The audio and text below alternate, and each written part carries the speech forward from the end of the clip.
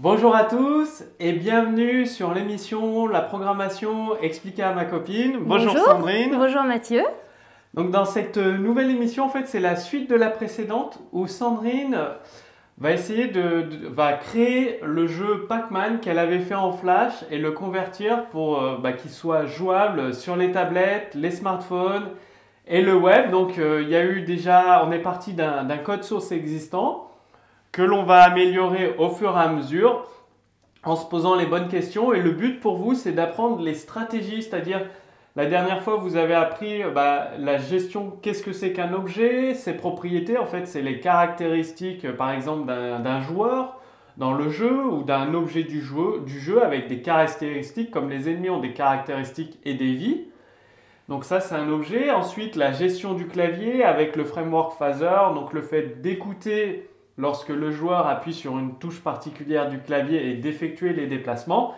Et donc là aujourd'hui on va passer à la suite et donc profitez-en, écoutez bien. Si vous avez des questions, vous pouvez toujours les poser sous cette vidéo et l'équipe Développement Facile vous répondra. Alors Sandrine, sur quoi veux-tu partir aujourd'hui pour créer le jeu Pac-Man, sachant qu'on a bien avancé, on s'est dit que maintenant, on va pouvoir intégrer des images pour personnaliser le héros, les ennemis, la gestion des vies. Donc là, il a 5 vies actuellement puisqu'on a modifié sa propriété HP, sa caractéristique. Alors, qu'est-ce que tu as d'autre comme question en fait? Écoute, dans mon souvenir, Pac-Man, c'était un petit bonhomme qui mangeait des citrons. Oui, donc là, dans cette version-là, il y a rien en fait, c'est une version il mange basique. rien. Pour le moment, on a un petit bonhomme qui parcourt le labyrinthe, qui est créé aléatoirement. Voilà. Et qui se fait poursuivre par je ne sais combien des zéros, il y en a beaucoup. Mais combien as-tu créé d'ennemis? Il doit y avoir une variable avec le nombre d'ennemis. Il y en a 28. Ouais. Donc ça fait beaucoup. On peut en mettre un petit peu moins. Ça lui laissera peut-être une chance. Une chance de gagner. Et donc comment... En fait, si on regarde bien le jeu, il y a des points partout. Et il n'y a pas de bonus pour le héros. Il n'y a pas de bonus. Et donc ce qu'il faudrait, c'est au moment où on crée la carte, on a vu la dernière fois qu'il y avait une fonction init carte où il faudrait rajouter des bonus. Donc là, c'est un bloc. Les blocs, ça peut être de type un mur, un ennemi. Donc un mur, c'est un obstacle, un ennemi. Et donc, on pourrait rajouter un troisième élément dans initMap qui serait de mettre un bonus en plus. Ouais. Donc, math random, on ferait entre deux valeurs supérieures ou égales, enfin, compris entre 0,5 et 0,8. Inférieur à 0,5, on dirait que ce serait un bonus. Supérieur à 1, on dirait que, entre 0,5 et 1, c'est un mur. Supérieur à 1, on pourrait dire que c'est un ennemi en fait, ou c'est une zone libre. Donc, il y aurait 3 zones. Il faudrait lui mettre des petits mur, bonbons à manger aussi. Voilà. Un point, rien. Et donc, le bonus, donc, ce serait un bonus qui lui permet de rattraper une vie. Il y aurait le bonus numéro 1. Ouais. Et le bonus numéro 2 qui inverserait les règles du jeu, qui lui permettrait de manger les ennemis sans perte de vie. Ouais. Donc, ça se passerait ici en fait. On ferait plusieurs if. Donc, if math.random. Donc on modifierait, on utiliserait, il doit y avoir dans ce code une fonction de random et ou alors j'en ai une autre j'en ai une dans un autre code. En fait, ça permet d'avoir un nombre aléatoire. Donc on va dire qu'on a voilà, c'est ça, random int. On va utiliser cette fonction-là. Qui va nous permettre d'avoir un nombre aléatoire sur une valeur maximum. Et on va faire même mieux, on va prendre une fonction, elle n'est pas là mais on la rajoutera plus tard, parce que je ne les connais pas par cœur et c'est ce que je vous conseille d'ailleurs d'avoir, c'est des bibliothèques de fonctions. C'est-à-dire là on va avoir besoin d'une fonction qui génère un nombre aléatoire entre deux valeurs fixes. Par exemple un nombre aléatoire entre 0 et 3 inclus. Donc ça, c'est pas besoin de réinventer la roue. Vous prenez dans votre librairie de fonctions, hop, c'est ce qu'on va faire. On prendra cette fonction dans notre librairie de fonctions et on va générer un nombre aléatoire entre 0 et 3. Donc, on va se dire, si la valeur c'est 0, c'est un mur. Ok. Si la valeur c'est 1, c'est vide, enfin normal. Si la valeur c'est 2, c'est le citron qui donne une vie au joueur. Pas forcément une vie. Moi, ce que je voudrais, c'est qu'on crée un vrai Pac-Man, tu sais, avec un labyrinthe et il a tant de citrons à manger et quand il a mangé tous ces citrons, on passe au labyrinthe supérieur. Ah, moi je pensais que dans ce jeu Pac-Man, dès qu'il avait tué tous les ennemis, il passait au niveau supérieur. Bon, après, on peut changer les règles, hein, c'est pas un souci. D'accord, ok. On n'est pas sur le et donc, même type dans de le Pac-Man. quatrième, ça inverserait les règles du jeu où il pourrait tuer les ennemis. Donc, on poursuivre va ses dire ennemis. il y a 4 bonus citrons à récupérer. Et donc là, on va faire un if mat. Le nom de la fonction create un nombre entre deux valeurs. Si c'est 0, on a dit vide. Vide. 1, c'est le mur. 3, c'est le citron. Donc, on va faire if mat.la valeur égale 3 et nombre de citrons. Est-ce qu'il reste encore des citrons? Si on en met 4, on va en décrémenter un à chaque fois. Et quand il aura construit toute la carte, il y aura tous les citrons de placer. D'accord. Et sinon, dernière valeur, possibilité, ce sera le bonus qui inverse les règles du jeu. Et donc, si le Pac-Man tombe sur cette valeur-là, comme ici, on regarde le jeu, s'il tombe sur un ennemi, il décrémente une vie. Et bien là, on saura que s'il tombe sur un bonus ou sur un citron, eh bien, on fera ce qui est nécessaire.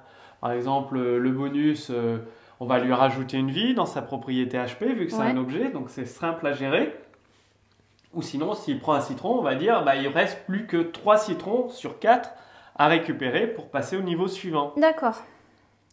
Et à un moment, par exemple, dans cette fonction onUpdate, donc dans la fonction qui est appelée régulièrement toutes les images par seconde par le jeu lui-même, eh bien on va se dire s'il n'y a plus de citrons, eh bien on va afficher le message fin du jeu, on le mettra à true et on va afficher l'écran gagné pour le joueur. Donc ça se gère très simplement en rajoutant une variable nombre de citrons à récupérer qu'on décrémente au fur et à mesure que le Pac-Man en récupère un. Et après, on a toujours le nombre de vies du Pac-Man, donc ça ne change pas, c'est l'existant qui est décrémenté à chaque fois qu'il perd une vie. Et admettons qu'il tombe sur un... Alors je crois que c'est sur la variable numéro 3, il me semble. Oui. Il a mangé un bonus et là il a le droit d'aller croquer les petits fantômes. Voilà, et donc... Il faut lui attribuer peut-être un délai pendant 10 secondes par exemple. Exactement, donc là ça voudra dire, bien vu, qu'il faudra prévoir dans notre jeu un timer. Donc en JavaScript, il y a une fonction timer que l'on va utiliser. On va l'initialiser, on va se dire pendant un certain temps, eh bien, on va utiliser une variable b super-héros égale true. Et donc, on va mettre la variable, dès que le Pac-Man va toucher ce bonus, quelque part, là où il va toucher le bonus, on va mettre b super-héros à true. Et donc, dans B onUpdate, il y aura b super-héros qu'on va tester. If égale true, ça veut dire qu'il pourra tuer les ennemis. Il sera super fort. Et en même temps, on aura lancé notre timer pendant 30 secondes. Au bout de 30 secondes, le timer va s'arrêter. Donc, il y aura une fonction qui sera rappelée automatiquement par le timer. Et on va repasser b super-héros à false. Et donc, dans tout notre code où on teste b super-héros, ce sera l'inverse. Le joueur ne pourra plus manger les ennemis. C'est comme ça qu'on va le gérer par le code. Donc, c'est toujours des fonctions très très simples. Il faut simplifier la vie. Vous savez qu'il y a la fonction timer qui existe en JavaScript. Donc, je répète, dès que le héros touche un bonus qui inverse les règles du jeu, on appelle le timer, on passe b super-héros à true. Et partout dans le code où on testait b super-héros, vu que ce sera à true, eh bien, on va lancer comme quoi le héros, le Pac-Man, peut manger les ennemis. C'est aussi simple que ça, et du coup en code ça se fait aussi facilement. On va se dire une dernière question pour cette émission, si tu en as une. Le changement de niveau peut-être? Ouais, voilà. Bien, quand le joueur a gagné, donc à un moment, il doit y avoir écrit victoire. Voilà, donc là, il faudra changer le code parce que on a dit si tous les ennemis sont morts, donc c'est le jeu actuel où on se dit on passe au niveau supérieur. Mais Sandrine, elle souhaite, c'est quand tous les citrons sont capturés par le Pac-Man, on passe au niveau supérieur. Ouais. Donc ce sera plus un test sur le nombre d'ennemis en vie, ce sera un test sur le nombre de citrons présents, mangés. Donc il y a une variable, à chaque fois que le Pac-Man touche un citron, il faudra penser à décrémenter cette variable. Quand elle sera à 0, on affiche la victoire, on met que c'est la fin du jeu. Là, au lieu de mettre c'est la fin du jeu, c'est la fin du niveau. Ce qui permettra de lancer. Donc, si vous regardez, il suffira de renseigner votre prénom et votre adresse mail pour recevoir les cours sur le Framework Phaser, donc des cours gratuits. On va lancer l'écran. Donc, c'est très simple. Il suffit de faire un appel qui va lancer l'écran de niveau suivant. Donc, il y a un nouvel écran qui va s'afficher. Et il y aura écrit aller au niveau suivant ou alors fin de partie. Le joueur pourra choisir. Et donc, quand le joueur va appuyer sur le niveau suivant, on va rappeler ce code-là, c'est-à-dire la création d'un nouveau niveau.